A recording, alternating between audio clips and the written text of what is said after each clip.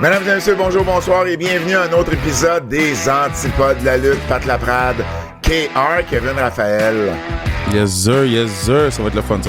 Gros party aujourd'hui, gros party le 11 septembre prochain. On a des belles annonces qui s'en viennent probablement, je sais pas encore si je suis capable, mais on a des belles annonces. Tu parles aujourd'hui? Le jeudi, ça sort le jeudi je pense. Ou ils sortent-tu la journée même maintenant, ils sont-ils capables? Je sais pas de quoi tu me parles en ce moment. Le podcast sort-tu la journée même ou le lendemain? Il risque de... je sais pas, ça se pourrait qu'il sorte aujourd'hui. Ouais. Ça se pourrait qu'il sorte demain matin. Anyway, le 11 septembre, achetez vos billets pour Carlito. Carlito débarque au Québec. Donc, Carlito, l'ancien WWE, ancien champion intercontinental, ancien champion par équipe, ancien champion US, ancien membre du jugement dernier, qui était à la télévision semaine après semaine, débarque à Cowansville le 11 septembre prochain pour sa restriction chrono, la rentrée, accompagné du match pour le titre féminin, le tout premier titre féminin de l'histoire. Indy Hartwell, ancienne de WWE, NXT, ancienne championne à NXT. Indy Hartwell va affronter Casey Diamond, le diamant. Donc, la diamante, I don't know, comment t'appelles ça? Le ou la diamant? Elle dit le diamant. C'est masculin, le diamant. Puis ça va être vraiment le fun. Donc, espace diffusion. Par la suite, on s'en va au Saguenay-Lac-Saint-Jean. Oh non, ça, tu peux pas dire ça. Oh, c'est vrai, c'est juste Saguenay. Parce que si je dis Saguenay-Lac-Saint-Jean, c'est juste Saguenay-Lac-Saint-Jean, les gens vont être pistes. Fait que on s'en va au Saguenay. Donc on s'en va au Saguenay le 13, gros show. Indy Hartwell va être sur le show encore une fois. Puis dépendamment de qu'est-ce qui se passe le 11, on va avoir des déboulés le 13, gros show sans restriction en folie. Donc sur le point de vente, venez voir ça. Puis le 27 septembre, gros show, 27 septembre, Kurt Angle, Impérial de Québec. Premièrement, il y a le meet and greet si vous voulez rencontrer Kurt Angle et c'est vraiment pas cher. Moi, j'ai dit à l'agent c'était quoi le prix du meet and greet, puis il est parti à rire. Okay, il est comme, toi, tu veux pas faire d'argent. Je suis comme, non.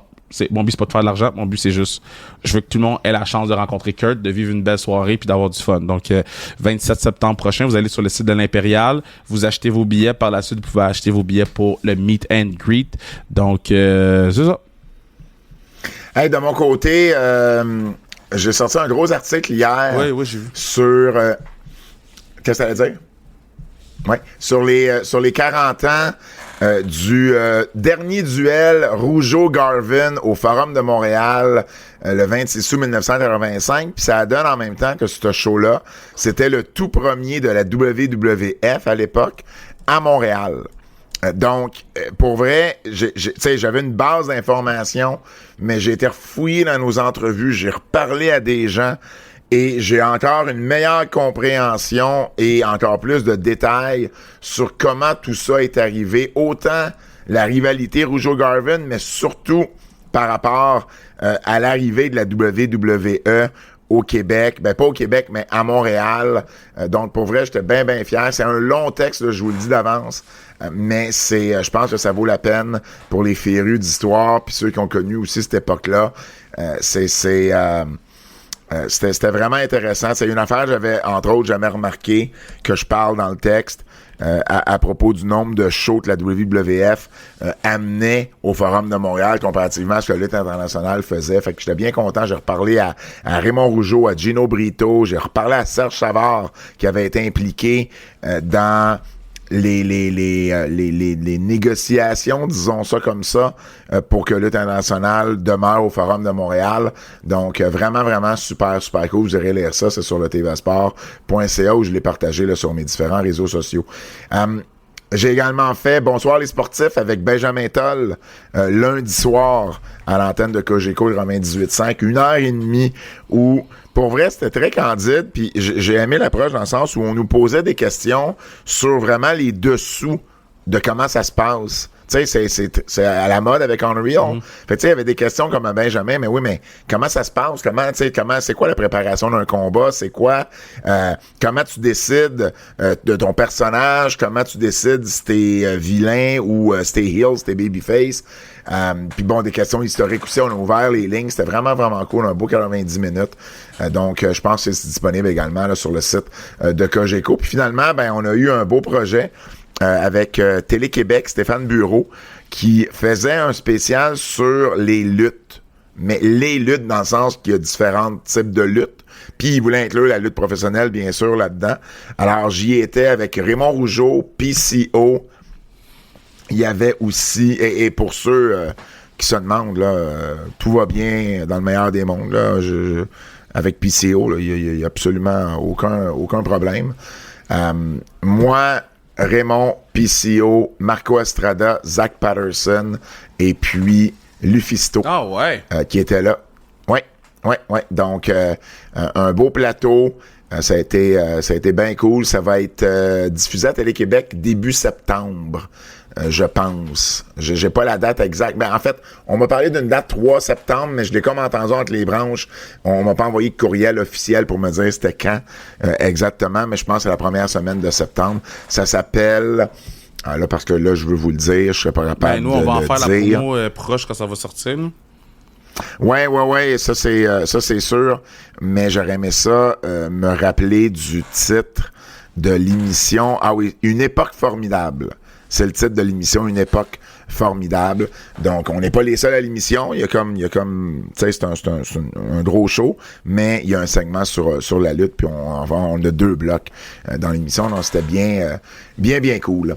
Alors, voilà. Hey, je veux juste revenir sur une chose qu'on a parlé avant de tomber dans les nouvelles, Kev, la semaine passée. Te rappelles-tu, on a eu une discussion sur combien ça coûte suivre la lutte aujourd'hui. Mm-hmm.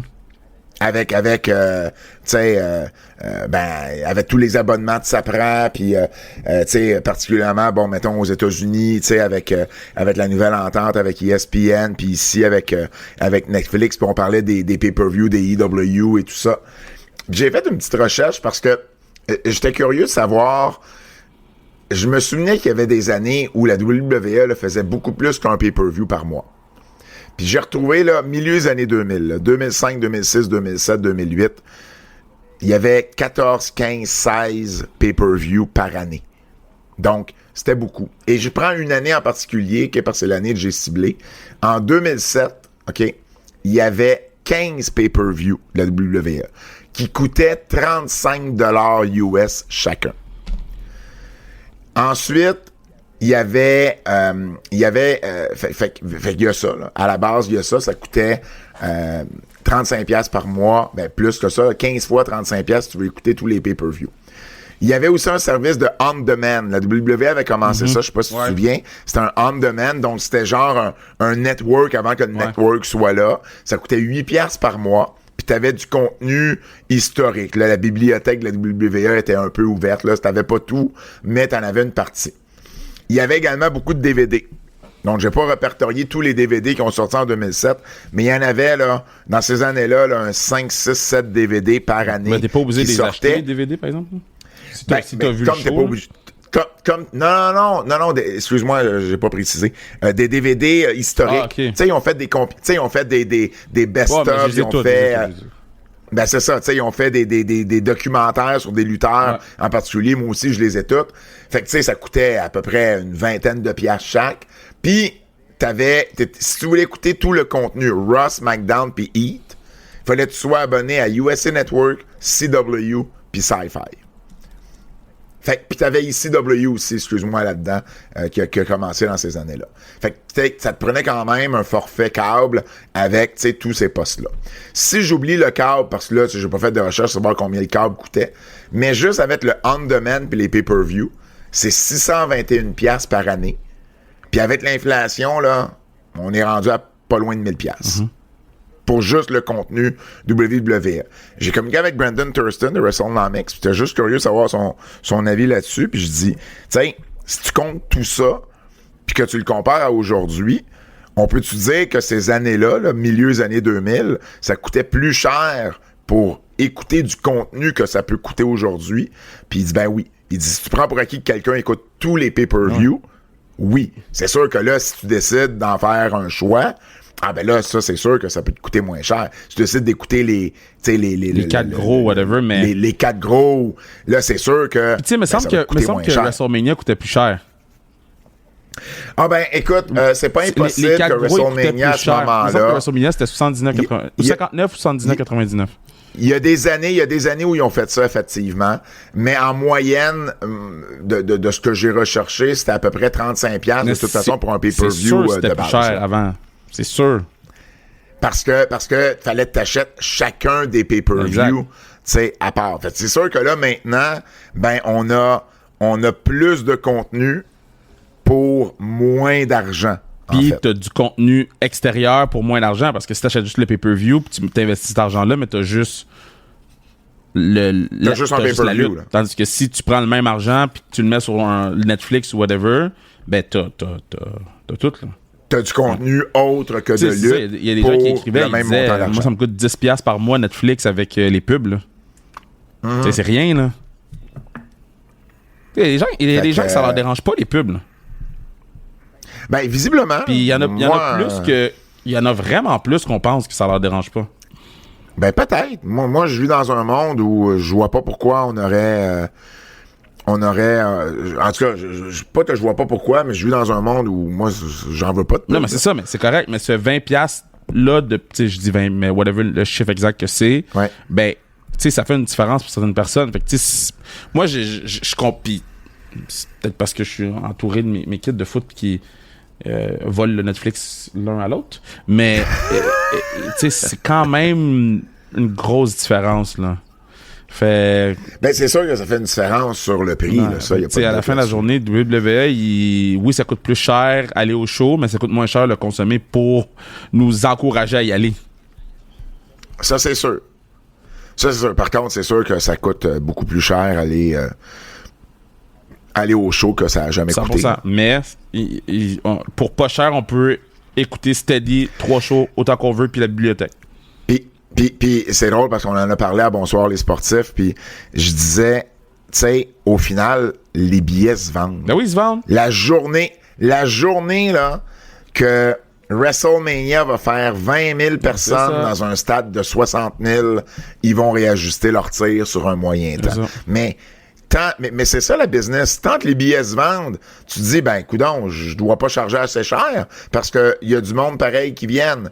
Puis à un moment donné, t'essayes de trouver le ballon là-dedans. Puis visiblement, c'est sûr que c'est peut-être pas pour tout le monde. Puis si t'as moins d'argent, t'auras peut-être plus des bons sièges comme tu pouvais avoir avant, mais tu peux quand même y assister, puis tu peux quand même être dans le stade. Puis moi, je suis quelqu'un qui aime beaucoup mieux être loin, mais dans l'ambiance, que de le regarder sur un écran de télé. En tout cas, moi, à mon goût, à moi, c'est pas tout le monde qui est de cette avis-là, puis c'est correct, je respecte ça, mais moi, j'aime ça être dans l'ambiance. C'est pour ça que j'aimais pas ça, mettons, quand on avait des billets. C'est arrivé une fois, j'ai couvert WrestleMania sur une galerie de presse, on avait une vitre devant nous, c'était dégueulasse. J'ai détesté ça, parce que c'était comme si la vitre venait toute nous couper. Ben, ça coupe le son. Le son puis l'ambiance du stade. Tu sais, t'as 50 000 personnes puis tu le sens pas, puis pourtant t'es dans le stade. Fait que tu sais, c'est pour ça que j'ai toujours demandé après ça d'avoir des billets dans la foule, peu importe où j'étais placé. Puis bon, on a eu des années, toi puis moi, on a été vraiment, vraiment gâtés. Là. Dallas en particulier, là, Kevin contre son code, là, on était crissement bien placés. Sur ce, les nouvelles. OK. Habituellement, on commence, parce qu'on a eu deux pay-per-views ce week-end, on aurait commencé avec ça. Mais là, faut commencer avec la chose que tout le monde parle. Puis là, je fais du Kevin Raphaël de moi-même quand je dis tout le monde, mais j'ai l'impression que tout le monde en a parlé pour vrai. J'ai vu ça sur First Take. Moi, là, quand la lutte professionnelle traverse dans les shows comme 520, Podcast, Shannon Sharp, First Take, quand ça traverse dans ces affaires-là, c'est une autre planète. Et là, c'est pas pour les bonnes raisons, parce que Raja Jackson, le fils de Rampage Jackson, Quinton Rampage Jackson, l'ancien champion d'MMA, il était intervenu dans un show de lutte. OK, avant qu'on donne notre opinion, parce que je suis sûr que tu as une opinion, j'ai une opinion, je vais juste essayer de relater les faits le plus possible là, de ce que j'ai pu tout comprendre, lire et voir sur ce qui s'est passé, puis si je me trompe, tu me corrigeras. Il y a un show de lutte qui est produit par une compagnie qui s'appelle Nox Pro, qui est la compagnie à Rikishi. C'est Rikishi avec un autre Samoan. Et puis, c'est à Los Angeles. Et puis, avant le show, ils sont comme... Le backstage est comme dehors. Puis, il y a un lutteur du nom de Psycho Stu, Stuart Smith de son vrai nom, qui est là. Puis, il y a Roger Jackson qui est là, qui parle avec du monde. Puis, il s'est filmé pour une raison ou une autre. Et là, lui, il arrive, puis il smash une canette de bière sur la tête de Roger Jackson. Et là, tu t'aperçois rapidement que c'était pas, ce spot-là n'était pas prévu. Qu'il comprenait pas que Roger Jackson n'était pas un worker. Et puis, là, Roger Jackson est vraiment, vraiment pas content. Faut le retenir un peu. Tu sais, tu le vois, sa face. C'est très compréhensif, tout ça. Et là, ensuite, il y a quelqu'un qui est là, qui est avant que tu continues, oui. Juste un élément qui est très, très, très important dans tout ça, c'est tout est diffusé live. Tout est en direct. Sur la plateforme, sur la plateforme de Raja, qui est, comment ça s'appelle déjà la plateforme? C'est un live Twitch qu'il faisait, je pense, on a pas de même. Ah, c'est un live Twitch. Non, mais il y avait le show était présenté sur une OK. Fait que juste, pour vous mettre en contexte, tout le monde voit qu'est-ce qui se passe. Oui. Puis tout le monde comprend pas qu'est-ce qui se passe. Parce que... C'est sur la plateforme Kick. Kick, excuse. Puis, oui. Ça, c'est vraiment important parce que pour moi, c'est ça qui a été c'est ça qui a collé le feu. Oui, ben t'as raison. Donc c'est live et puis là t'as un des clairement c'est un Samoan parce qu'il arrête pas d'utiliser l'expression ous, il arrête pas de dire ous. Fait que clairement c'est un Samoan qui essaie de calmer le jeu puis qui essaie de calmer Raja Jackson là-dedans. Et puis là Raja finit par se calmer un peu. Le lutteur Stu vient pour s'excuser, il tend la main, sur le coup Roger veut pas il serrer la main. Puis c'est pas un work ça là, il est vraiment legit piste. Là. Et là finalement il fait comprendre que tu sais l'autre pensait que c'était un worker qui faisait juste, il dit on est live sur, tu sais, il dit on pense toujours que c'est, tu sais, on est toujours en train de worker. Puis là finalement il dit écoute, ça serait cool si t'avais ta revanche plus tard dans le show, que tu interviendrais dans son match à Stu plus tard dans le show. Il fait comme « Ah, OK, oui, je serais game. » Là, il finit par accepter les excuses de l'autre. Le gars s'excuse à 2 reprises. Il se parle vite. Tu vois tout ça, là. Tout ça est filmé. Il se parle vite. OK, parfait, oui, c'est correct. Tout est beau. Fast forward, rendu au show. Et durant le match de Psycho Stu, Roger Jackson arrive dans le ring, vient pour lui faire une genre de souplesse, le prend à la taille, le lève des airs, puis le ramène, tu sais, le pitch sur le dos, là, un genre de takedown qu'on pourrait voir en MMA, mais pas avec les jambes. Là. Il prend vraiment à la ceinture, puis il sac sur le dos. Bon, évidemment, il sait pas trop comment faire ça pour que son adversaire tombe correctement. Est-ce que Stu se cogne la tête à ce moment-là? Est-ce qu'il y a un petit backlash? C'est pas impossible. Tu sais, c'est dur à voir si c'est la souplesse où il se frappe la tête ou c'est le premier coup de poing qui le knock out. Mais de toute façon, tout ce qui avait été supposément parlé, c'est tu vas venir... Tu sais, intervenir dans le match, va venir y faire un takedown. Sauf que, là, il y a des images de Raja qui se filment en train de dire, puis il parle à un moment donné, puis il dit « Oui, ils m'ont dit que je pouvais que je pouvais avoir ma revanche. Ils m'ont dit que je pouvais pas juste le mettre à terre. Ils m'ont dit de pas le faker. Ils m'ont dit de le frapper pour vrai. » Puis là, il dit « Oui. » Ils me permettent de le frapper pour vrai. Et là, ça, c'est ce qu'il dit au téléphone. C'est filmé. Puis bon, les images sont sorties de ça. Et là, ensuite, il fait son run-in. Il fait la souplesse. Puis là, il monte. Là, il se met par-dessus lui. Puis gauche-droite. Il a lancé 21 coups de poing comme ça. Qui ont tous touché la cible. C'est pour ça que je dis, est-ce qu'il était vraiment knocké juste après le genre de takedown? Je pourrais pas le dire à 100%. Ça l'a sûrement pas, tu sais, il a été sonné. Est-ce que ça l'a knocké sur le coup? Peut-être pas, mais clairement, après le premier coup de poing, il est plus là. Ça, c'est sûr qu'après le premier coup de poing, il est plus là. Et il y en a eu 20 autres après. Et là, il y a une couple de lutteurs qui ont essayé de l'arrêter, dont un en particulier, Douglas Mallow. Et vraiment, il faut qu'il se batte quasiment avec Raja, parce que Raja, là, il voit rouge, là. Il est plus là, là. Et là, l'autre, il l'enlève. Il finit par l'enlever. Puis là, on voit les images de Raja qui quitte, puis qui est encore fâché, là. Puis qui dit, genre, à la caméra, en fait, il se parle à lui-même, et la caméra le filme. À la fin de la journée, en anglais, il dit, at the end of the day, I'm going to stand up for myself because I'm tired of everybody playing with me. T'sais, il dit, à la fin de la journée, je vais me lever debout pour moi-même parce que je suis tanné de tout le monde, genre, se joue de moi. Et là, finalement, il y a un lutteur qui sort, il y a un de ses gars à lui qui essaie de le retenir. Il dit, ah ouais, let's go, c'est fini, embarque dans l'auto. Puis, voilà. Donc, ça, c'est la situation.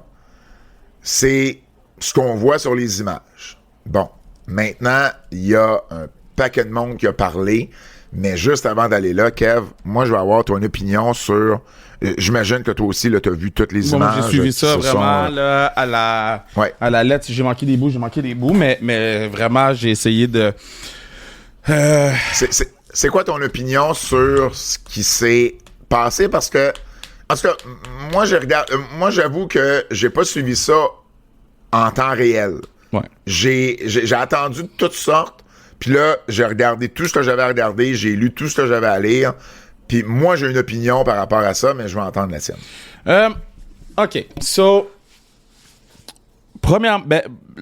une grosse partie du blâme va devoir aller à la promotion. Comment ça, Stu savait pas que Raja, c'était pas un lutteur?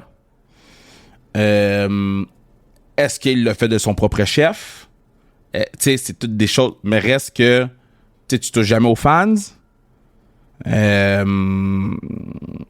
Donc, toute cette partie-là de l'équation, je pense qu'on aurait eu gage de mieux briefer les athlètes, puis de pas dire aux gars, hey, tu vas pouvoir retourner dans le ring, tu vas pouvoir avoir ton reçu. Fait que surtout quelqu'un qu'on clairement on connaissait pas, parce que tout le monde qui connaissait Raj, whatever son nom, là, Jackson, Raja Jackson. Disent que c'est un hothead. Tu sais, même son père, il a dit, ben, tu sais, moi, là, j'ai mis de l'argent pour mes fils de côté, puis pour mes enfants de côté, puis 2 d'entre eux, c'est pour l'université, puis 2 d'entre eux, c'est du bail money. Puis dans le bail money, c'est Red. Fait que, tu sais, tout était fait en sorte pour que ça explose. En plus des gens qui le traitaient de bitch sur les réseaux sociaux. En plus... Qui met du bail money dans bail money. À quel point tu connais tes kids? C'est lui qui c'est Rampage Jackson qui a dit ça. Tu sais, toi, un jour, tu vas mettre de l'argent pour les études de tes fils, pas pour les sortir de prison. Calice! Je te dirais que Josh va faire les deux. Josh, that boy special. Mais en tout cas, fait donc cette partie-là, c'est sûr, je vais mettre un énorme blâme sur la promotion. Par la suite, je vais mettre un blâme sur l'arbitre qui est dans le ring. OK? L'arbitre a beau penser que c'est un angle, mais tu peux pas donner 21. Juste le fait qu'il slam, tu vas pas vérifier si le gars il est correct. Juste au slam, le gars il est out. Fait que toi, t'es l'arbitre, t'es en avant, tu vas pas vérifier s'il est correct. Ben c'est ça, je disais, il est out, soit sur le slam ou sur le premier coup de poing. Mais après un coup de poing, c'est fini, là. Puis on est de loin, puis on le voit. Fait qu'imagine quand t'es dans le ring. Et puis t'as vu à un moment donné, après les 21 coups de poing, là, je sais pas si t'as vu il y a un fan qui filme, puis il y a un père avec un enfant, puis l'enfant dit, hey, regarde, il y a de la misère, il respire weird. Parce tu le voyais, il avait ses dents, puis son sang dans la gorge. Puis il était quasiment, tu sais, en convulsion, mais c'était pas des convulsions, mais j'avoue qu'il avait l'air d'être... Pour un enfant, je comprenais qu'ils disent il respire weird, tu sais. Fait que ça, je vais mettre un blâme sur les gens qui étaient... Les gens du show, les athlètes du show qui étaient là. Je vais mettre un petit blâme là-dessus parce qu'il faut aider le patinet. Mais il y en a un qui a voulu... qui a fini par réaliser qu'il y en avait trop. Coups de poing, là. Mais 21 coups de poing en l'espace de 15 secondes. Je comprends, là. Mais c'est quand même... Faut le dire, là. Quand même. Là, c'est sûr, je vais mettre une grosse partie du blâme sur Raja Jackson, qui s'est senti affecté dans son petit moi personnel parce que les gens, ils l'ont traité de bitch. Man, grow the fuck up, là. Puis tu sais, je comprends, son père était sur son live, puis son père recevait que son fils était une bitch, puis là, tu sais, tout ça. Je comprends tout ça. Mais reste que t'es un adulte, là. Puis je comprends que tu as eu une commotion cérébrale avant l'entraînement. Ça change absolument rien pour moi. OK? Tu es un adulte, puis tu savais très bien ce que tu faisais, parce que si tu étais si affecté par l'affaire de bière, tu aurais sauté d'en face directement. C'est parce que tu as vu les gens te traiter de bitch sur les réseaux sociaux et tous les noms du monde, que là, fallait que tu défendes ta position puis qui t'es. Fait que je vais mettre un blâme sur lui. Moi, je juste dire... Il y a deux affaires, moi, qui m'ont interpellé. De un, honnêtement, j'ai l'impression que Stu, le lutteur, le Psycho Stu, a écrasé la canette de bière de son propre chef. OK, ils sont live, ils sont sur Twitch. Fait que c'est confirmé, là, que c'est lui? Non. OK. Non, c'est pas confirmé, mais c'est... Pour avoir été souvent dans des backstage de lutte, le gars, là, je veux dire, il arrive là, il y a une caméra, il est live... Il pense que tout le monde est des workers en arrière. Ouais. Il sait pas c'est qui Raja Jackson. Puis, il calisse une canette de bière sa tête. De un, c'est pas une bonne idée. Même si ça avait été un worker. Ouais. Puis c'est là que moi, pour moi, tu l'as pas nommé, mais moi, je trouve que Psycho Stu a sa part de blanc. Je m'en viens vers lui, mais parce que je vais pas me rendre à la victime en premier. OK, je comprends. Parce que, à quelque part, ça part de là. Ça part du fait qu'il a calissé une canette de bière sur la tête. S'il fait pas ça, il y a rien de tout ça qui arrive. Tu comprends? Puis, la promotion est en faute aussi pour une affaire que t'as pas mentionnée. C'est, tu regardes le vestiaire c'est dehors, là. Il y a de la bière partout. Ça boit avant le show. Puis si moi, il y a une chose que je suis pas capable, c'est ça, puis tu le sais, on a déjà eu des discussions là-dessus, toi et moi, par rapport à ça. Puis je t'ai répondu, puis qu'est-ce que je t'ai répondu? J'ai dit, moi, j'ai pas vu, mais si ça réarrive, c'est genre... C'est la dernière fois qu'on se parle. Oui, parce que même si t'as juste un spot, même si tu luttes pas, tu bois pas avant un show, tu fumes pas de weed avant un show, tu veux pas que tes capacités soient altérées parce que t'as la vie de quelqu'un entre les mains pis t'as ta vie à toi aussi, même si c'est juste un spot de 30 secondes et pas un match de 8 minutes. Fait que pour moi, ça, c'est un gros no-no, pis là, il y en a partout. Fait que ça, en partant, la promotion, pour moi, elle est à blâmer. Puis le lutteur aussi est à blâmer parce que, je veux dire, il y avait une canette de bière dans les mains, là, tu comprends? Avec lui aussi, il en faisait partie de ça. Maintenant, tu t'attaques pas quelqu'un comme ça, même si t'es live. Puis je sais qu'ils ont essayé de downloader ça en disant « Ah, ben là, tu sais, ils pensaient que t'étais un worker, blablabla, ous. » Ouais, je comprends, mais non. Fait que pour moi, c'est la compagnie et le lutteur ont leur part de blâme là-dessus. Maintenant, ça excuse pas l'agressivité de Raja Jackson rendu dans le ring. Parce que, tu sais, c'est ce que j'expliquais tantôt, il dit, tu le vois au téléphone à un moment donné sur sa plateforme, il dit, non, ils m'ont dit que de pas être fake, que je pouvais le frapper pour vrai. Ben oui, je comprends, là, tu vas y faire un takedown, tu sais pas comment, ok, c'est correct, mais si ça avait été juste ça, on n'en parlerait pas non plus aujourd'hui. S'il l'avait juste, tu sais, pogné là, à la ceinture, là, comme il l'a fait, puis le ramener à terre, puis il se lève, puis il va voir la foule, ça finit là. Au pire, peut-être que le gars, c'est un backlash, tu sais, avec sa tête, c'est peut-être pas cool, mais c'est pas la scène dégueulasse qu'on vient de voir, là. Qu'est-ce que t'allais dire, toi, par rapport à Psycho Stu? Tu disais, j'arrivais là. C'est ça, c'est exactement ça. Il y avait d'autres choses à ça. On a une responsabilité de faire attention à ce qu'on fait aux gens, là. Il y a des gars dans le vestiaire là, que je suis plus à l'aise de poussailler puis de prendre par le cou puis d'être plus physique. Oui, mais c'est pas la même chose. Mais il y a d'autres gens que je le sais qu'ils ont besoin de leur espace, là. Puis non seulement je leur laisse leur espace, puis j'irai pas mettre une bouteille, une canette de bière puis l'étamper dans leur face. Moi, si ben fait ça, je pense que me connaissant, sur le coup, je pense que j'aurais réagi d'une façon. Mais je connais plein de monde.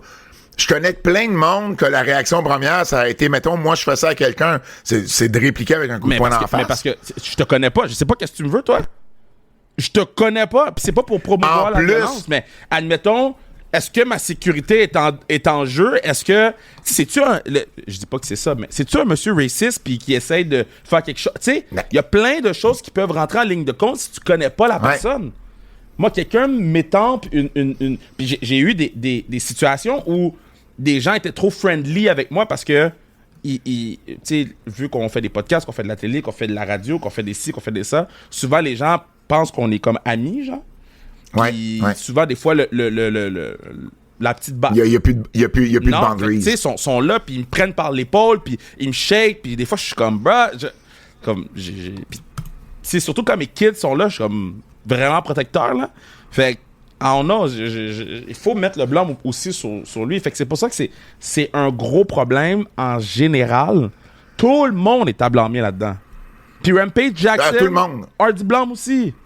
Lui aussi. Ben, oui, tu sais, mais bon, je peux comprendre le père qui... Puis il le dit, il l'a avoué. Il dit, tu sais, à la fin de la journée, j'endosse pas ce qu'il a fait, mais je suis son père. J'ai pas le choix d'avoir... Non, faut qu'il ait son bac, mais c'est juste... Faut qu'il ait son dos, même s'il a son bac, ça reste que si on y va juste faire pour faire, c'est fucked up. Mais tu sais, bon... Il a essayé de ménager la chèvre et le chou dans ses commentaires. Il a essayé de pas trop ramasser son fils, mais en même temps de montrer c'est un avocat qui a écrit ça. Ben, je sais pas. Je sais pas si c'était pas écrit. La façon que c'est écrit, là, c'est... Je suis pas d'accord avec ce que mon fils a fait. By the way, il y a eu une commotion cérébrale. By the way, ça peut expliquer. Fait qu'il dédouane, si on veut, son fils avec... Tu sais, il va sandwich. Il essaie... Moi, j'ai plus vu un père qui essaie de faire de son mieux pour ménager la réputation de son fils, tout en réalisant très bien qu'il a fuck up. Ben, moi, j'ai plus vu une compagnie de com qui ont fait, là, moi, je t'envoie un texte, puis c'est ça que tu postes, puis... Mais c'était pas écrit comme une compagnie de com, c'est pour ça que je sais pas. Non, est-ce qu'il a parlé à quelqu'un, puis il l'a remis dans ses mots à lui? Exact, Parce qu'il y en a eu deux, hein, il a sorti deux trucs. Il y a le premier qui a sorti, mais il y en a un deuxième où il dit, tu sais, j'endosse pas ce qu'il a fait, j'étais pas là, mais je suis un père, faut que j'aille son dos, je vais laisser la justice faire son travail.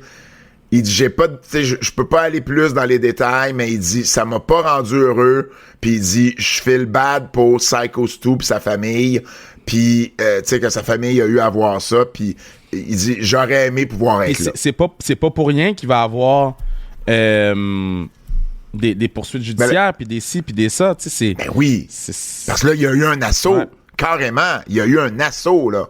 Maintenant, ils vont essayer de déterminer à quel point c'était prévu, pas prévu. Tu sais, quand lui, il dit au téléphone, non, ils m'ont dit de le frapper pour vrai. OK, mais est-ce qu'il y a vraiment quelqu'un qui lui a dit ça? Tu sais, comment le spot a été plané? Parce que nous, on envoie une partie en arrière, mais est-ce qu'ils en ont reparlé plus tard dans le show? Là, il y a une enquête, évidemment, la police de Los Angeles qui est sur le dossier. Il y a plein de choses qui sont sorties. Premièrement, le lutteur Douglas Marlowe qui a fait qui a enlevé Raja de là avec un autre lutteur, ont fait une entrevue. Puis ils ont été dire, la promotion nous interdit de parler en ce moment. Ouais. Puis je peux comprendre. Je comprends la promotion de dire, hey, là, il y a personne qui parle aux médias. Il y a personne qui parle à personne. Vous passez par nous. Eux veulent protéger leur business, puis je peux comprendre jusqu'à un certain point. Parce que lui, Douglas Marlowe, à la limite, il était là, il était dans le ring, il peut raconter ce qu'il a vu, ce qui a passé par la tête. Mais le gars qui était avec lui, il parle, puis il était même pas là quand c'est arrivé. Fait que là, tu peux perdre le contrôle facilement. Quand il y a des gens qui sont pas là, qui se mettent à parler, puis à avoir une opinion, ben là, ça devient plus problématique pour moi, puis je comprends de la promotion, fait comme, essaie à tout le moins de diminuer les dégâts en disant non, là, il y a personne qui parle à personne, puis on dirait que ça se tourne contre eux autres, parce qu'on essaie de les faire passer. Ça, là. Ben, je comprends. Mais parce que ça va sortir que t'as dit de pas parler à personne, puis si tu vas paraître bad. Et pourtant, je les comprends je sais, mais c'est de pas vouloir que personne parle. Tu veux que ça se passe, mais tu peux pas le dire aux gens.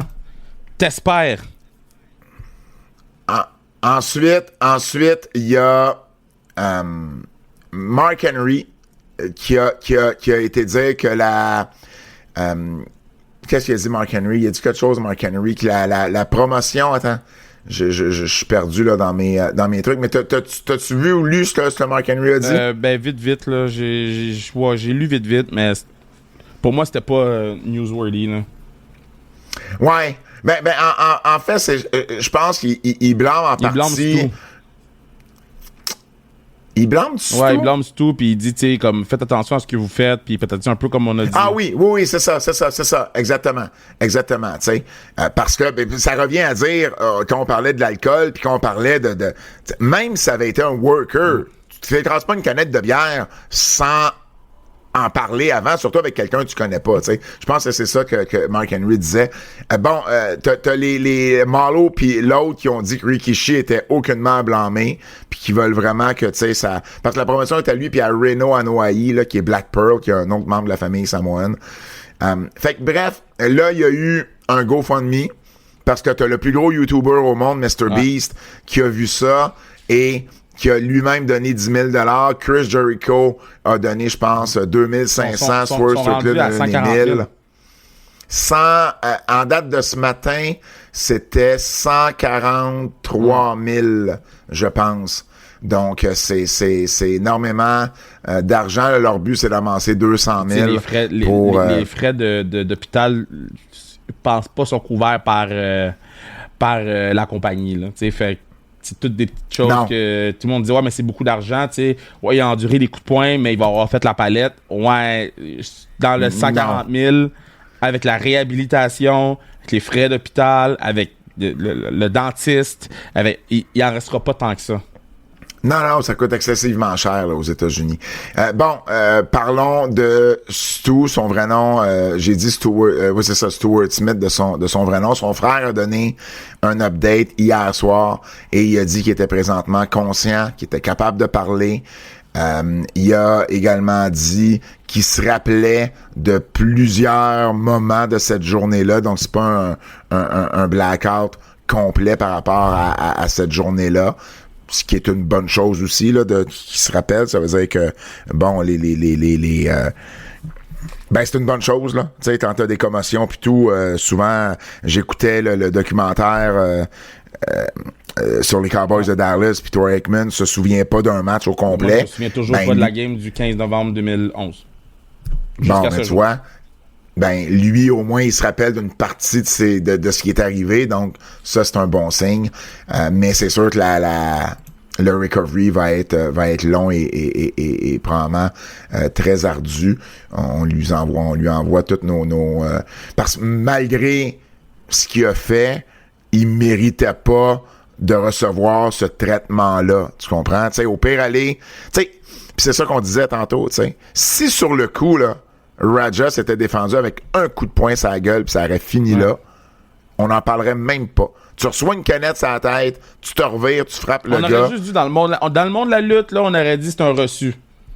Ouais, exactement. Mais là, c'est pas ça qui est arrivé. Fait que voilà, c'est l'histoire. J'imagine que dans les prochaines semaines, on va en savoir plus. Il y a l'enquête. Raja n'a pas vraiment reparlé depuis. On va également avoir des nouvelles de la victime. Il va faire un communiqué qui va être très, très, très, très, très, très, très, très, très, très, très, très over passé par-dessus par des avocats. Puis ça va être ça. Bon, parlons des deux pay-per-view qu'il y a eu en fin de semaine, Forbidden Door et puis Heatwave. On a des nouveaux champions. Premièrement, du côté des EW, Brody King et Ben Dido qui sont devenus les champions par équipe des EW. Brody Dido, c'est-tu ce que les gens ils lancent sur les terrains de la WNBA? C'est pour ça que je te disais, quand on avait fait le keybook, je disais, on est à un L près d'être vraiment un mauvais nom d'équipe, là. Mais tu sais, ça, c'était une histoire de crypto-monnaie, hein? Brodido? Non. La WNBA. C'est les affaires de Paris, là. C'était une histoire de crypto-monnaie. C'était pour promouvoir une crypto-monnaie. Puis c'était avec... c'était par rapport à ça. Non, tu es relié là-dessus. Leur promotion n'a pas marché parce que je sais pas c'est quoi. C'était assez fucked up. Bref, ils ont battu FTR et Earth Syndicate pour remporter les titres. Et là, il y a un report qui est sorti de Fightful. OK? Ça, c'est avant le pay-per-view. Qui dit que MVP a refusé des pitchs pour que le Earth Syndicate perde les titres à FTR, soit à All In, soit à Forbidden Door. Et que MVP aurait préféré perdre les belts contre Gates of Agony, les Outrunners ou Private Party. OK. Et là, finalement, ben, c'est Brody King et Bandido qui ont gagné sur FTR. Mm-hmm. Fait que, il y a beaucoup de... Tu sais, à un moment donné, j'en prends puis j'en laisse. Mais il y a vraiment de la fumée sans feu, puis on entend énormément de choses sur MVP. On entend énormément de choses sur MVP backstage depuis cet été. Admettons là, qu'il veut pas perdre contre eux, mais qu'il veut perdre contre les autres. Qu'est-ce que ça change? Ben, ça change que techniquement, ça devrait pas être sa décision. Non, mais si le monsieur lui laisse prendre cette décision-là.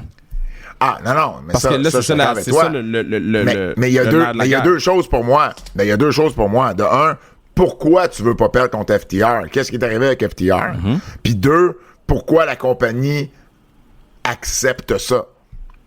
Tu vois, ça, c'est les deux questions que j'ai, moi. Mais c'est parce que pas la première fois qu'on entend quelque chose sur MVP depuis quelques semaines. Puis à un moment donné, quand il y en a trop, je me dis, ben OK, il y a sûrement des affaires de vraies là-dedans. Moi, j'ai pas cette nature-là parce que les gens ils disent ben des affaires des fois, puis je comprends, mais c'est pas tout sur la même affaire. C'est des fois, toutes des affaires différentes. Des fois, je suis de l'autre côté de cette affaire-là que les gens disent ben des affaires, puis que dans le fond, ils sont même pas proches de la réalité. Ben, ça se peut. Mais habituellement, Fightful, sur les affaires backstage, Fightful, ils ont une bonne moyenne au bâton. Je dis pas qu'ils se trompent pas, mais ils ont une bonne moyenne au bâton. Bref, au final, c'est pas plus FTR qui ont gagné, c'est Brody King et Bandido qui sont les nouveaux champions. Du côté d'NXT, on a eu 2 changements de titre. NXT/TNA. Ash Byallegans, l'ancienne Dana Brooke, qui a remporté le titre knockout de la TNA, a battu Jessie Jane et Masha Slamovich dans un match triple menace. Donc, Jessie Jane qui a été championne pendant à peu près un petit peu plus qu'un mois. Et j'ai adoré ce que Dana Brooke a dit, ce que Ash Byallegans a dit sur les réseaux sociaux le lendemain ou le surlendemain. Elle a dit « J'aurais pas pu penser à ça dans mes rêves les plus fous. » Et là, la phrase importante, c'est pour ça que tu brûles jamais un pont. Elle dit « Tu sais jamais comment la vie va t'amener à des endroits où tu pensais jamais que t'arriverais. » Elle dit « J'ai eu l'opportunité de gagner un titre de retour dans un ring WWE NXT avec une compagnie qui croit en moi, qui a pris une chance. » Puis il a dit « Moi-même, j'ai pris une chance sur moi. » Puis j'ai trouvé ça vraiment, vraiment un beau message parce que c'est vrai. Tu sais, mettons qu'à part, là, puis qu'elle chie sa WWE, ils la réinvitent pas, ils prennent quelqu'un d'autre pour faire cet angle-là, tu comprends? Puis c'est important de ne pas brûler des ponts. Puis combien de fois on a vu du monde quitter la WWE, puis dès qu'ils ont une chance, tu sais, tout dire ce qu'ils ont à dire, c'est pas toujours une bonne idée, surtout dans l'environnement où la WWE est encore plus ouverte qu'elle l'était avant. Il y a aussi le Dark State, Osiris Griffin et Dion Lennox qui ont remporté les titres par équipe, qui ont battu Hank et Tank avec le Doomsday Device. Comme on a dit sur le Keybook, ça n'aura pas été un long règne, un gros règne pour Hank et Tank. Bon, ça c'est les changements de titre. Si on revient sur le show comme tel, il y a deux nouvelles majeures qui sortent du show, c'est-à-dire Will Ospreay, ça a été son dernier combat pour on sait pas combien de temps, va devoir subir une opération au cou. Lui-même a dit qu'il savait pas qu'est-ce qui était pour arriver après. Par contre, ce qu'il a dit, puis ça je trouvais ça intéressant, il a dit qu'il y a eu beaucoup de support du monde de la lutte, même du côté de la WWE. Non, mais des workers de la WWE. Hey, Will Ospreay, comme ça? n'est-ce pas le patinet à chaque fois qu'il y avait une chance de planter WWE, il le faisait. Oui. Ouais. Ah, mais là, puis il a pas juste dit ça, il a dit j'ai été vraiment surpris, c'est des bonnes personnes, c'est ci, c'est ça. Ah oui? Ah oui, Will? Ah. Hein? Malgré tout ce que tu as dit, il y a quand même des gens qui te souhaitent du bien. Non, c'est pas ça mon point. C'est ton discours a changé en tabarnak, Will. Qu'est-ce? Comment ça, ton discours a changé, Will? Parce que ce soit dans les entrevues, que ce soit dans le show même, t'avais un discours très négatif sur la WWE. Très, très négatif. Et là... Mais qu'est-ce que t'insinues? Ben, j'insinue que peut-être qu'il a vu un jour de lumière. Ah, mais dans le sens qu'il s'en irait à WWE? C'est pas ça que j'ai dit. Ah. Des fois, mais je comprends pas ça. Des fois, tu vois des fois, tu te dis c'est comme ça chez nous, puis c'est comme ça chez eux. Finalement, c'est peut-être pas si pire que ça chez eux, mais c'est comme ça chez nous. Qu'est-ce que je peux accomplir ici? Ah, mais finalement, là-bas, je pourrais accomplir bien des affaires. Je pense pas que Will Ospreay pensait... OK, je vais te poser une question. Est-ce que Will Ospreay a atteint... Puis il va prendre la belt. Là. Tout ce qui lui reste, c'est la belt. OK? Est-ce que Will Ospreay a atteint le maximum de choses qu'il pouvait faire à AEW? Ben, techniquement, non. Il reste juste la belt. C'est ça que je dis. Mettons, t'enlèves la... Il a jamais été champion. Mettons, on enlève la belt, là. Est-ce que tu vois Will Ospreay prendre d'autres directions divertissantes? Si t'enlèves la belt, non. Et même avec la belt? Ben, avec la belt, c'est parce que ça dépend comment c'est fait. Il y a encore un show à Wembley qui est booké pour l'année prochaine. Il peut main-eventer ça. C'est quand même gros sur un CV. Fait que, tu sais, il y a tout ça qui reste quand même à accomplir, selon moi. Tu comprends qu'est-ce que je veux dire que... Ben oui, mais le plafond d'accomplissement est beaucoup plus haut à la WWE, là. Il n'y a pas de doute là-dessus. Ouais, mais ça, c'est bon pour n'importe quel lutteur, là, par exemple. Non, parce que, mettons... Athena, il lui reste encore beaucoup de choses à réaliser à AEW avant de penser à la WWE. OK. Mais ce que je veux dire, c'est que c'est bon, ce discours-là est bon pour les Bucks, c'est bon pour Kenny Omega, tu sais, c'est bon pour c'est bon pour MJF, tu sais, où ils ont, je veux dire, oui, ils peuvent continuer à shiner à AEW, mais... c'est sûr qu'il pourrait accomplir encore plus de grandes choses à la WWE parce que la WWE, c'est une plateforme qui te permet ça. Mais au-delà de ça, c'est plus en termes de booking puis de vestiaire. Parce que, admettons, si on prend WWE par exemple, est-ce que Seth Rollins a atteint son plafond? Dans le fond, est-ce qu'il n'y a plus tant d'opportunités à Seth Rollins de faire des belles choses? Ben, non, parce que Seth Rollins trouve toujours une façon de se réinventer un peu. Exactement. Il me fait beaucoup penser à Chris Jericho là-dessus. On pourrait l'envoyer contre Roman demain matin, 1 contre 1. Ben oui, parce qu'on l'a toujours pas fait comme tel. On peut l'envoyer contre Cody. On l'a pas encore fait. Oui. On peut le rematch de WrestleMania. Tu comprends ce que je veux dire? Tandis que AEW nous ont tellement donné de matchs. Ouais. Entre les Dynamite et les pay-per-view. Il n'y a plus tant d'histoires avec Will Ospreay, à moins que Will Ospreay crée cette histoire-là, que t'es comme... Tu sais, on les a toutes eues, là. Ben, à part le championnat, à part une run... On enlève le championnat. Parce que ça, c'est... Oui, je comprends. Puis, tu sais, l'autre question, c'est Swerve, c'est la même chose, là. Swerve... Tu l'envoies où? Ben, là, premièrement, c'est la deuxième nouvelle majeure qui est sortie du show. C'est Swerve est blessé à un genou.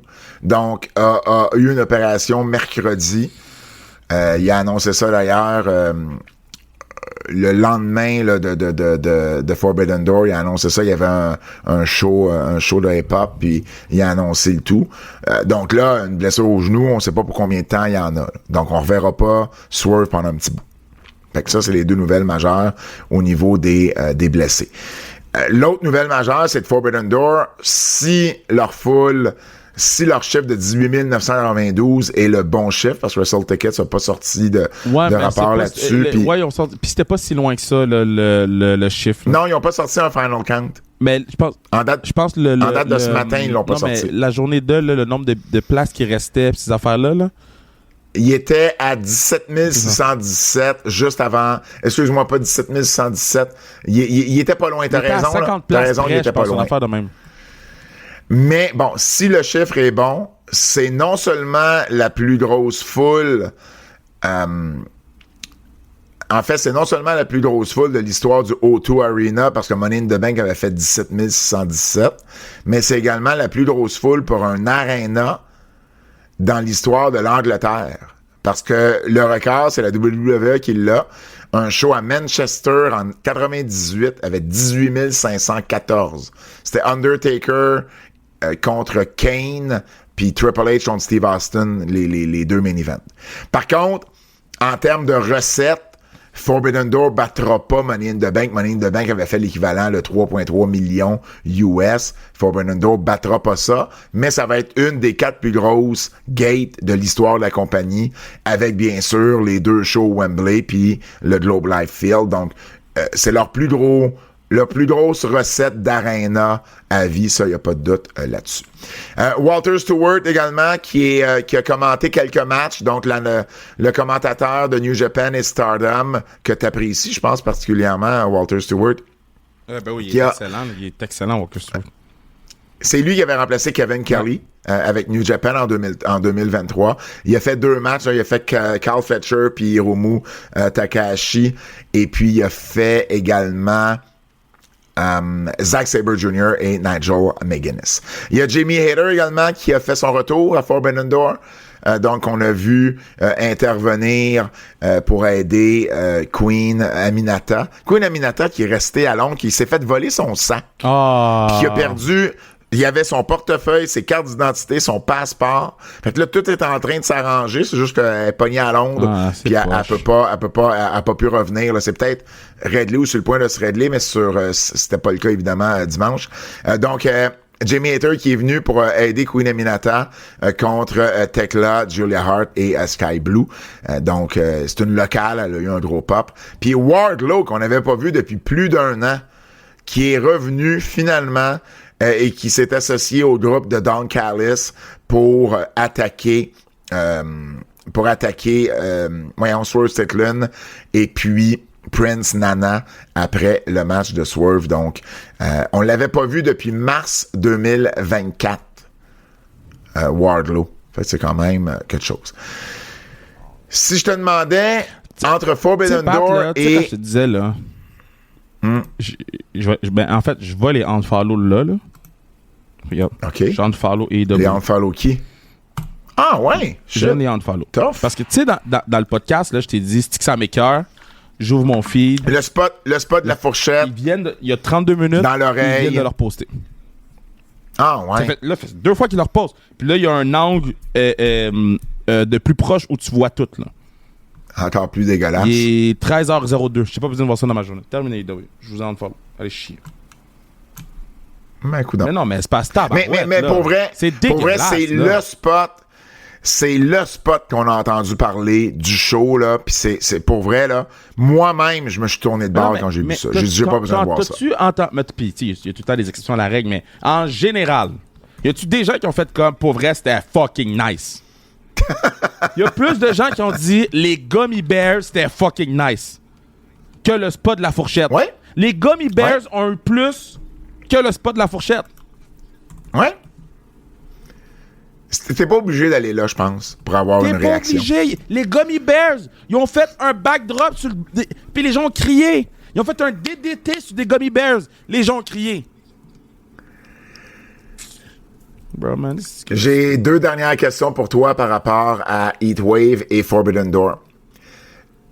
Je sais que c'était 2 shows complètement différents. Un avait 6 matchs, puis l'autre en avait 11 là, ou 10. Lequel des 2 shows t'as le plus apprécié?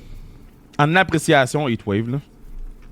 Okay. Juste pour la facilité à regarder. T'es bien épuré comme show, tandis que l'autre, si c'est vraiment dans ta face... J'ai eu plus... Puis les matchs étaient bons à Heatwave, man. Si on faisait notre top 5 des meilleurs matchs, combiner les 2 shows. Ben moi, c'est sûr que Obafemi puis Jovan Evans, c'est le meilleur match des 2 shows, là. Ouais, je suis d'accord avec toi. Après ça...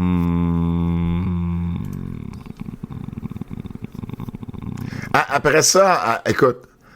À mon goût, à moi, Adam Page et MJF est 2e. Ben à cause des problèmes qu'on a parlé sur le Patreon, je peux pas le mettre. Ben, c'est arrivé à la toute non, c'est arrivé fin. Dans le milieu. Hein? Mais non. Le problème avec l'arbitre? Le premier compte de 3, puis c'est dans le milieu, là. Non, c'est arrivé vers la fin. Sur le Patreon, tu parles du milieu, puis je te le dis que ça arrive plus vers la fin du match. C'est pas genre la dernière séquence. Non, c'est pas la dernière séquence. T'as raison, mais c'est plus vers la fin. Mais moi, jusqu'à là, puis on l'a dit, jusqu'à là, pour moi, c'était tout un match. J'avoue que la fin m'a laissé un peu plus perplexe, mais pour moi, ça arrive deuxième, pareil. Sinon, tu mets quoi deuxième? Le match de cage à AEW? C'était quoi AEW? Il n'y a pas eu un match que je trouvais très bon, là. Attends, je vais retourner dans mes notes. Donne-moi 2 secondes. Zack Sabre Jr., Nigel McGuinness. Non, avant ça, il y avait un bon match, là. T'as eu le four-way féminin. T'as eu Carl Fletcher avec Takahashi. Carl Fletcher puis Takahashi. OK. Après ça, je mettrais le match de cage. Après ça, je mettrais le three-way féminin. Puis après ça, je mettrais Monroe contre... Le three-way féminin. Kalani Jordan, Jada Parker. Puis après ça, je mettrais peut-être Jordan Grace contre... Ben non, je vais mettre MJF contre Hangman Page. Toi, moi en ordre, c'est Obafemi, Javon Evans, Adam Page, MJF, le Steel Cage match, Monroe avec Jordan Grace, puis au numéro 5,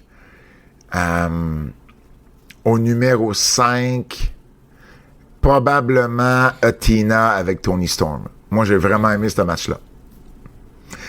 Si on regarde du côté de Cage Match, ça ressemble à ça. Cage Match a donné 9-0-4 au Obafemi puis Javon Evans, 9-0-5 au match de cage. Fait qu'on est proche. Page et MJF ont eu 8-0-4. Sabre Jr. et McGuinness ont eu 8-0-4. Puis Blake Monroe, Jordan Grace, 8-0-9. C'est les 5 seuls matchs en haut de 8. Mais t'as beaucoup de matchs dans les 7, là. Tu sais, Fletcher, Tanahashi a 7,75. Fait qu'il est pas loin. Storm et Athena, 7,29. Puis le three-way féminin que tu parles, 7,30. Fait que tout ça, ça a été de super bons matchs. Et parmi tout ça, puis on les a vus à NXT cette semaine, moi, ces temps-ci, la meilleure gimmick que j'aime voir, c'est Chelsea Green puis Ethan. Incroyable. Donnez-moi en plus. Quand il a mis le drapeau, je me suis levé debout. Puis ça, c'est quelque chose que j'ai beaucoup de réflexion en ce moment. Je peux pas le faire ici, mais du moment que je vais avoir un meilleur setup, je vais pouvoir le faire. Mais je pense que je vais me Twitch live quand je fais les commentaires. Moi, je vois tes réactions. Là. Je me suis levé, puis j'ai fait, si je me suis levé. Mais là, j'étais trop content.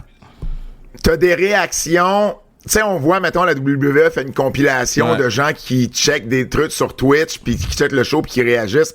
T'as souvent ce genre de réaction-là, toi. Ouais. Fait que ça me fait toujours bien rire, parce que moi, je te vois. Mais j'ai adoré, tu sais, juste qu'elle ait un chandail des Raptors. Tu sais, juste ça, là.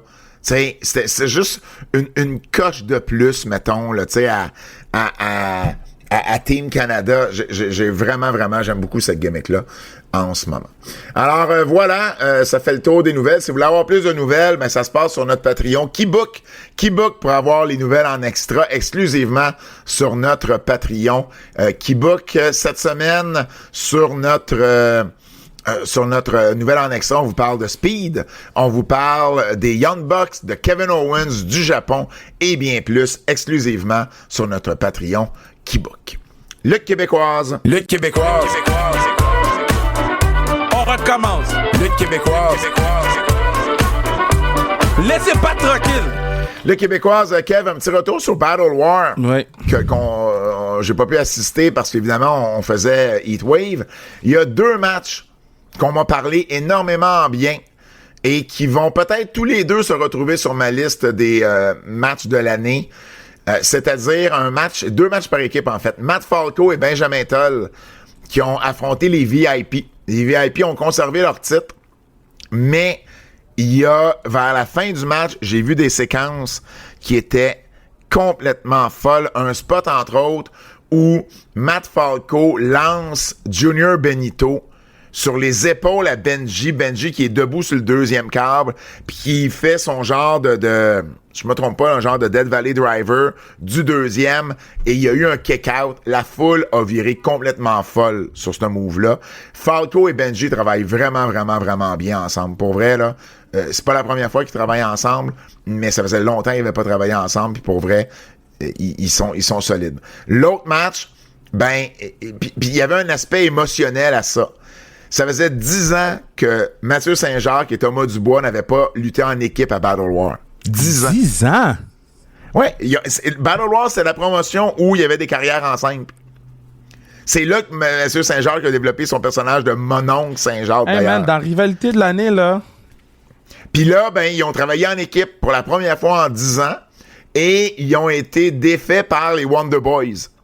Et moi, c'est le premier match que j'ai entendu parler là, du show, là, puis on m'en a parlé comme à cause à cause justement de toute l'émotion en arrière du fait que c'était TDT. Hey, il y a du monde là qui ont jamais vu à Battle War TDT lutter en équipe. C'est quand même crazy, ça.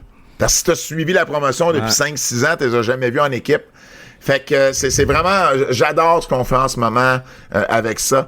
Sinon, Box Belmore a conservé son titre des Fofone électriques face à Kevin Gray. Chris Tara a battu Jason Gray. Michel Plante a défait Travis Toxic. Et puis, Junior Benito et Kevin Blanchard ont battu Zach Patterson et Leon Saver. Le prochain show, c'est le 28 septembre. Je suis déçu, je vais le manquer. Je vais être à Cancun, mais c'est le 28 septembre pour les intéressés. Sinon, la NCW reprend le collier ce samedi du côté de Sainte-Thérèse au centre CCCTB du boulevard du Séminaire. Sean Mason va affronter le nouveau champion Kevin Beru. Les enfants de cœur vont affronter oui, c'est ça. Donc les enfants de cœur vont affronter Sally et Rogan, les champions par équipe. Elric, le géant qui va faire ses débuts contre Carl Jepson. Et puis il y a également Ian Harrison sur la carte, le nouveau champion intercité. Chacal est là également, El Chateau, tout comme Rock and Road. Donc on reprend la nouvelle saison du côté de la NCW. Prédiction. Clash à Paris, c'est ce dimanche 31 août. En direct de l'Arena de la Défense. Une carte de 5 matchs. Jusqu'à présent, je pense pas qu'on... Tu sais, habituellement, c'est 5 matchs. Là, c'est à peu près ce qu'on voit dans ce genre de PLE-là pour la WWE. Seth Rollins défend son titre contre Jey Uso, LA Knight et CM Punk. Seth Rollins garde ça. Oui. John Cena contre Logan Paul. Qui tu vois gagner? Ça pourrait aller d'un bord comme de l'autre. Je pense qu'ils vont le donner à John parce qu'il s'en va contre Brock, là. Effectivement, ça serait une bonne idée. Roman Reigns contre Bronson Reed. Ça va en fait, il pourrait... Si c'est clean, c'est puis Roman. Après ça, il va se faire donner 8 tsunamis puis il va aller faire le film. Ça pourrait être ça. Ou ils vont tout simplement le faire perdre en faisant, en amenant la vision au complet. Mais je pense qu'il serait plus gagnant à faire gagner Roman. Puis ensuite, il se fait attaquer tsunami. Sheamus contre Rusev dans un good old-fashioned Donnybrook match. Pour vrai, je pense que c'est le match que j'ai le plus hâte de voir sur la carte. Ces deux gars-là. Puis rendu là, je me... Mais ils vont le donner à Sheamus. Ah, OK, tu vois. Ouais, parce que après ça, tu vas builder peut-être un contender au titre intercontinental ou... Honnêtement, c'est le genre de match que d'un bord comme de l'autre, ça me dérangera pas le gagnant. Je veux juste que le match soit bon. T'sais, c'est à partir du moment que le match il est solide comme on pense qu'il va être, rendu là, le gagnant, ça me dérange un peu. Moi, je serais pas fâché si Rusev gagne ou si Sheamus gagne. Mais je veux dire Sheamus juste pour la cause. Et puis finalement, Becky Lynch qui défend son titre intercontinental contre Nikki Bella. Tu donnes ça à Becky. Là. Tu donnes ça à Becky. Je pense qu'on va finir par donner un titre à Nikki Bella qu'elle a jamais eu. Non, mais ça va être un titre par équipe. Mais je pense... ça, c'est si Brie, elle vient. Là. Ils l'ont mentionné. Aux dernières nouvelles, ils l'ont mentionné. Mais aux dernières nouvelles, ils l'avaient pas invité. C'est qu'est-ce qu'elle a dit. Ils l'ont quand même mentionné dans le show. C'est vrai. Cela dit, même si c'était pour être le titre intercontinental, je pense pas que ça va se faire à la première occasion. Donc, moi aussi, je vois Becky gagner ce match-là. On travaille en après-midi. C'est dimanche après-midi pour nous. 14h. C'est à 4h AM. J'ai failli texter Thomas pour lui dire I think you made a mistake. Puis après ça, j'étais allé sur Google, j'ai dit ben tabarnak. 4h du matin. OK, ça c'est drôle. Donc, les shows à Perth. On a 3 shows à Perth, OK, en Australie. SmackDown, Crown Jewel et Raw. Les 3 shows en principe. Crown Jewel, c'est confirmé. Crown Jewel, c'est sûr qu'on travaille le matin, genre c'est 7-8 heures le matin, mais vu que c'est un PLE puis qu'il y a le pre-show et tout, nos check-in, nos tests vont être vers 4h, 4h30 du matin. J'ai pensé à toi quand j'ai vu ça. Oh man, que ça m'a fait rire. C'est de bonheur en tabarnouche. Mais, tu sais, il y a du monde, là, il y a certaines équipes, c'est leur réalité continuelle, là. Il y a certaines équipes à cause du décalage horaire, puis la majorité des Raw, c'est 20h, heure de l'Est. Eux autres, c'est en plein milieu de la nuit. Les Français, entre autres, c'est ça. Ouais. Les Français, c'est 6 heures plus tard. Je chialerai pas. 6 heures plus tard, c'est 3 heures du matin. Vraiment, quand je l'ai vu, j'ai fait... Mais je pense qu'il a fait une erreur, le monsieur. Fait que nous, une fois par année, tu sais, on va le prendre, mais effectivement, c'est tôt en s'il vous plaît. Le quiz...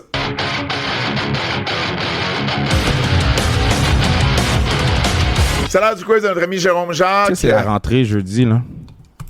Pour mon garçon, là. Ah, OK, pour ton garçon, oui. À la garderie, il s'est coupé les cheveux avec des ciseaux. Ben non. Il a fait une belle chasse, là. Premier jour de garderie, il va être bald-headed. Comme, je suis tellement piste. Il va... Boule à 0.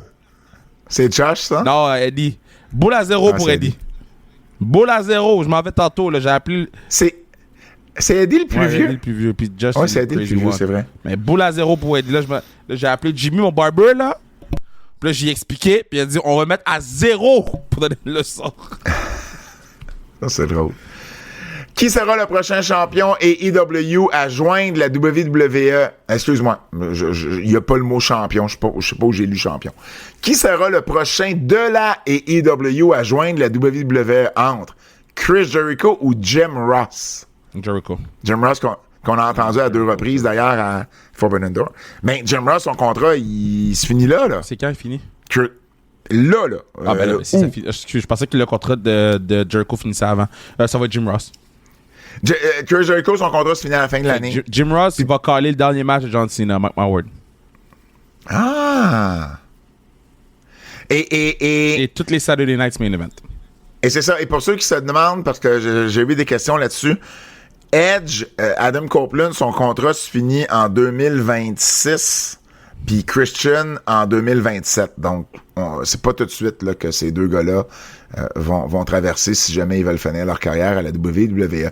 Quelle est la pire façon de remporter un match de lutte entre gagner avec un petit paquet ou gagner par compte à l'extérieur? Compte à l'extérieur, là. Ben, c'est la pire façon, effectivement. Mais non, petit paquet, c'est correct parce que c'est 3 secondes, fait que t'essaies de surprendre ou whatever. Mais maudit j'ai ça, les petits paquets. Ben pourquoi? Tu sais, là, t'as plein de gros falsies, le bing, bang, boom. Puis là, tu finis même pas avec un gros finish. Moi, ça m'a toujours tourné off, tout le temps. Ça fait du sens. Oui. Entre les deux, je suis d'accord que le compte à l'extérieur est pire. Je veux juste te dire, j'ai un pet peeve par rapport au petit paquet. Quel match vous intéresse le plus entre le four-way en fin de semaine de Clash à Paris ou Cena contre Logan Paul? C'est Cena contre Logan Paul, moi aussi.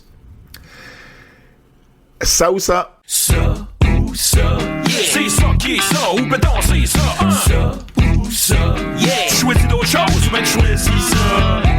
Ça ou ça, notre ami Sébastien Théberge. OK, le premier.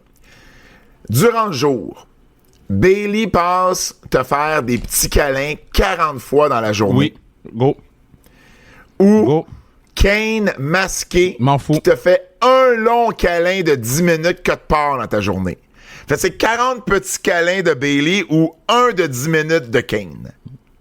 Mais toi, il pensait-tu vraiment qu'il y avait un doute quelque part ou... Toi, tu vas prendre les 40 petits câlins de Bayley. Mais oui! C'est si réconfortant! Hey, d'ailleurs, moi, je pense qu'on va voir la Bayley La Bayley NXT. Non, là. on va voir une Bayley psychopathe. Je sais pas, moi, c'est pas l'inverse qu'on est en train de faire. Non. En tout cas, j'ai hâte. J'aime qu'on nous laisse un peu dans le néant avec ça. Chaque pleine lune, tu reçois une German suplex de Brock Lesnar dans une grosse pile de Lego. Ouch! Des Lego, ça fait mal, man. Pour vrai, là, c'est une affaire qui fait le plus mal dans le ring. Ou bien, couché sur une table, 4 clones de Jeff Hardy te swantom dessus en même temps du haut d'une échelle de 10 pieds. C'est même pas physiquement possible en même temps. Chaque pleine lune, là. Oh, chaque pleine lune. Ouais, c'est une dizaine de... c'est physiquement impossible. Une dizaine de fois par année. Fait, donne-moi en un. Parce que 4 en même temps, c'est physiquement impossible. Ils vont se frapper dans les airs. T'as raison. OK, fait un swantom de pipi. Oublie les clones. Jeff Hardy te fait un swantom dessus d'une échelle de 10 pieds ou une German suplex de Brock Lesnar dans une grosse pile de Lego. Je prends le swantom, là. Ben moi sur une table, je prends le swantom. C'est facile à prendre. C'est facile à prendre. Tu squeezes tes bras vers ton chest. Ça fait aucun mal. Puis la table amortit. Ça a l'air niaiseux, là. Mais je vous le dis, ça fait moins mal ça qu'une German suplex dans une pile de Lego. C'est quoi le dernier? Ça ou ça, avoir comme colocataire, Ultimate Warrior. Et il crie à 3h du matin en courant partout chaque nuit. Non. Fait t'habites avec Ultimate Warrior, puis à 3h du matin, il court partout en criant. Ou, lorsque tu es en voiture, chaque fois qu'il y a un passage piéton, c'est Undertaker qui traverse la rue au rythme de sa musique. Moi, je prends le Taker. Je vais le filmer à chaque fois. Ça va être écœurant. Dans Schlag, c'est tough parce qu'il y en a des passages de piétons dans Schlag. Je vais prendre le Takes. Je vais prendre Taker. Très, très bon, encore une fois. Merci, Seb. C'est ce qui met fin aux antipodes de la lutte de cette semaine. On vous remercie d'avoir été à l'écoute. N'oubliez pas de vous abonner sur notre Patreon, Keybook, pour avoir plus de contenu. Et sur ce, on se dit à la semaine prochaine. C'est un rendez-vous. Pourquoi j'ai invité Carlito sur le show? Non, pourquoi? D'où vient l'idée? J'ai ouvert un paquet de Top Scrum puis je l'ai vu. Passe une belle journée tout le monde. Puis il s'en vient le 11.